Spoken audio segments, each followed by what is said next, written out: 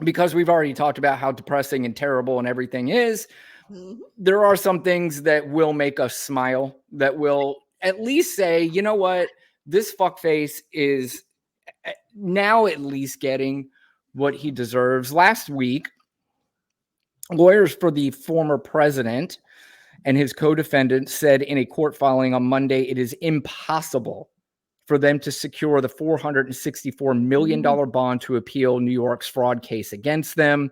And the reason why that's a big deal is because it's going to be very difficult for them to appeal the damages that they would lose anyway. The appeal obviously is, I think, they have in their mind that they'll find a way to win, because they hear people like, what's his name, the Shark Tank boy, Kevin O'Leary, Right, who right. seems to be going around on all these channels literally crying about Donald Trump. And he keeps saying it's not even about Donald Trump, it's about New York. And I can't believe they're allowing this. And, because there was no victims and nobody was hurt, and he was paid back in full. And we talked about that on this show. And we use the analogy that if you get plastered drunk and you get in your car and you drive home and nobody gets hurt, does that mean you didn't break the law?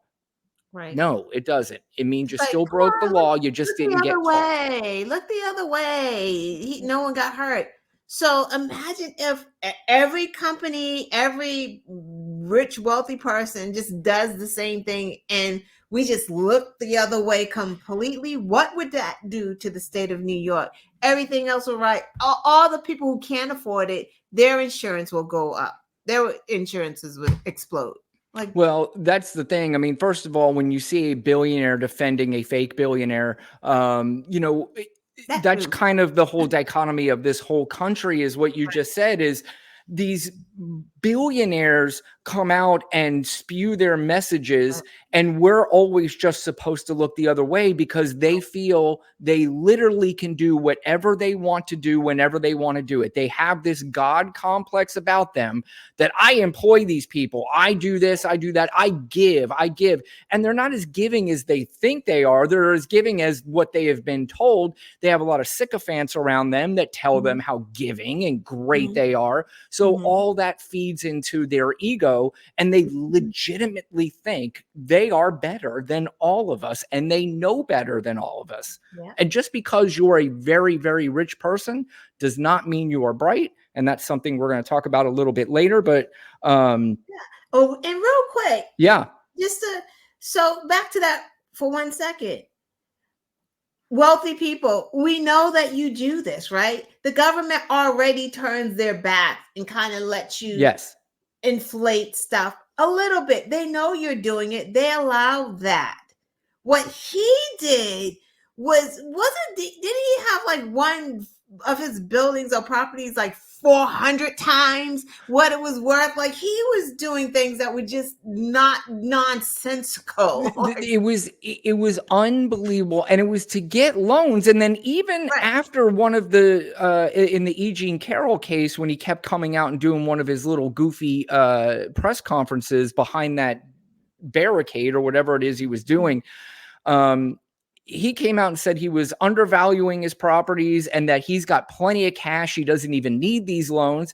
And it turns out that that is obviously not true. In fact, they said they approached around over 24 companies through 4 separate brokers and have spent countless hours negotiating without securing an underwriter. Defendants' ongoing diligent efforts have proven that a bond in the judgment's full amount is a practical impossibility, is what his attorney said. And then he also had to post bond for the E. Jean Carroll case, which came out to close to $92 million. And he didn't even have that to post as bond. In fact, to do so, the bond was underwritten by an insurance company, Chubb, an international insurance provider based in Switzerland. But other terms of the bond, such as how much money or collateral Trump put down, were not disclosed. Trump has until next week to post the bond and prevent New York Attorney General Letitia James from collecting the court-ordered damages while he appeals. Now, first of all, it's not lost on me, and I'm certainly not saying this to pander. I'm saying it because I think it's hilarious that a black woman that is doing this to him, it's not lost on me how hilarious and awesome that is. Yeah. Yeah. Yeah. And that drives him probably even crazier. Yeah. Yes. And I love that. I love knowing that it is driving this guy crazy. Yeah. He's got Bragg, he's got James, and he's got Willis. Yeah. Yeah. I saw this thing. I'm briefly going to go over this. I'm not going to read everything here, but these are the assets, so-called assets that Donald Trump, what everybody thinks that he owns. But a lot of people don't realize that most of the stuff, he doesn't own any of it. He owns part of it, or they just use his name for licensing fees. And sometimes there were times they had to use his name as a licensing agreement because he defaulted on loans. And instead of shutting it down, they thought, the bank now owns it, but we're still going to be able to use your name and we'll pay you. I think one of the numbers was $450,000 a month. They gave this guy because he was such a terrible businessman. He could not figure out how to keep his own properties. But anyway, the Trump International Hotel and Tower, he owns the service areas. So he owns the parking garage, the valet booth, room service, kitchens, lobby bathrooms, a restaurant space, and one unit. He owns the bathrooms. He owns bathrooms. So I don't. How do you profit off of that? I'm sure he didn't profit. He probably lost money. Yeah, that's what they say. More money into the bathroom, and then they are like, okay, put as much money as you want in it, but it's not going to make you anything. Trump Tower, of course. The Trump Organization owns the retail and commercial portions of the building, and Trump owns a triplex apartment there, which he thinks is worth, more than what he owes. And if that's the case, it should be an easy sale. Same thing with Mar-a-Lago, which he says is worth $1.8 billion. And the person who does the appraisal assessments in that area says it's not worth even close to that. So I think it's been updated in forever. Like that place will be worth money when Trump is gone. Well, you saw even pictures with the documents inside of it. I mean, you have the cheap shower curtain rods, and he has. But can you imagine Trump updating anything? Just having construction done on that place. He has never. If he needs something fixed, he probably does like everybody else. Has a plumber come in, fix what needs to be fixed, and then he's not updating that place. It's too expensive. And then doesn't pay the plumber. Right, that part. Right. That chandelier in that bathroom, that's straight from B porn movies. Right. It really is. I thought Ron Jeremy was gonna pop out somewhere. And there's a good possibility some B porn movies were shot in that bathroom. Anyway, with the Trump Towers, reportedly struggled with high vacancies. Though a cast of infamous characters have called it home. In fact, I think some people said some Russian whoever were spending money in Trump Tower, probably more than they needed to, but they did it as probably a favor. A MAGA affiliated PAC was recently one of its most reliable tenants, paying $35,000 or $37,500 per month to lease office space, and another $3,000 a month for a kiosk in a lobby, despite the lobby being closed. The Trump building on 40 Wall Street, he owns the ground lease there, which means he owns the ground lease to the 72-story building, which requires him still to pay the rent and the landowners. 1290 Avenues of the America, he owns a 30% stake. 502 Park Avenue, Trump may own some units. There's a building called Nike Town that he owns, same thing, ground lease there. And then Trump Park and Park East, he may own some units. May own some units in Trump Plaza. He doesn't really have shit. He just got things here and there, and he just You got some laundering schemes. That's what that sounds like to me. That's That's exactly what it is. money. They have these small little outfits everywhere. Yeah, and there's quite a few more, and a Who's lot of got to it's the get him same money? Who's got to shit. give him money some kind of way? Like he's getting money laundered. Well, yeah, and Laundering well, money. He's laundering money. Don't he's blame also getting it on falsified loans is how he's getting a lot of that this money. too. I I mean, mean, I just go back to like, the properties that the Russians or those old oligarchs were buying from Trump at like this ridiculous amount of money because it's what they do.